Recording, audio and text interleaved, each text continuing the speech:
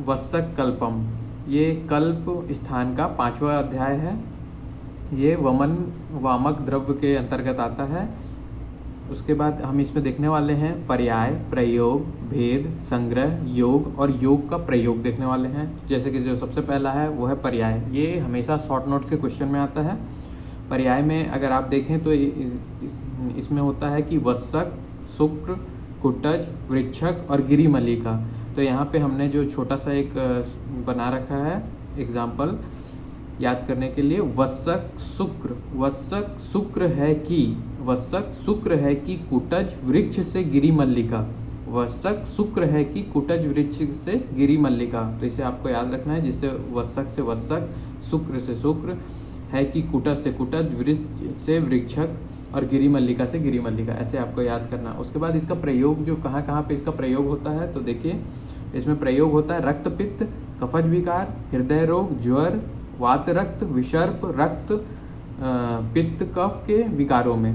तो आपको इसमें से 2 से 4 ही याद रखने हैं पेपर के लिए, और आप पूरे भी रख सकते हैं। उसके बाद जो इसके भेद होते हैं, सबसे ज़्यादा जो हम अभी तक हमने वत्सक के भेद, अभी तक किसी उसमें भी भेद नहीं आया था, लेकिन वत्सक के भेद होते हैं, वो होते हैं पुरुष जाति और स्त्री जाति।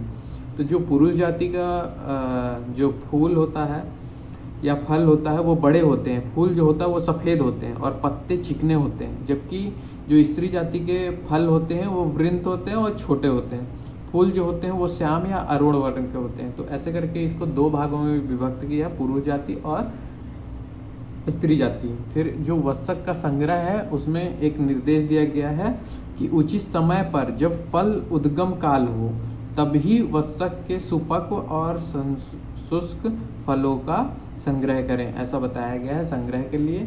उसके बाद इसके आते हैं योग। जो योग हैं, तो योग में 18 योग बताए गए हैं।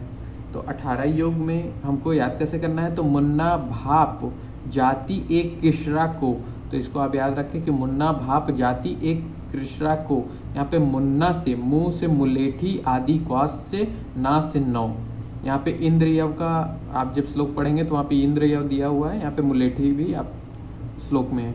तो यहाँ पे मुलेठी आदि कौश से 9 योग। उसके बाद भाप, यहाँ पे भा अ पा निकालना है आपको, 3 चीज़ें निकालनी है। भा अ पा, भा से लिखना है भावित, तो अर्क दुग्ध चूर्ण से भावित करने हैं, जिससे 5 योग होंगे। ठीक है, यहाँ पे भाप, आ से अर्क है, ठीक है, तो ऐसे आपको इसको करना है। और पा से 5 योग, तो अर्क का जो दुग्ध है उससे भावित चूर्ण से 5 योग। उसके बाद आता है जाति। जाति में मतलब जा से जल से और ती से 3 योग। एक किशरा, तो किशरा से 1 योग। यहाँ पे पूरे योग कंप्लीट हो जाते हैं 18 के 18। उसके बाद आता है योगों का प्रयोग कैसे करना है। तो उसमें आप जैसे कि कृष्णा है तो उसमें इंद्रियव का चूर्ण प्लस हम इसमें क्या मिलाते हैं, तो तिल मिलाकर बनाई हुई खिचड़ी, जब हम खिचड़ी बनाते हैं उसी को कृष्णा कहा जाता है। उसके बाद नमक से, नमक का हम कैसे यूज करते हैं, तो इंद्रियव का चूर्ण प्लस नमक का जल, तो इन दोनों को मिला करके हम यूज करते हैं। और क्वाथ में कैसे यूज करेंगे, तो इंद्रियव का चूर्ण प्लस सरसों का क्वाथ, ऐसे करके हम यूज करते हैं।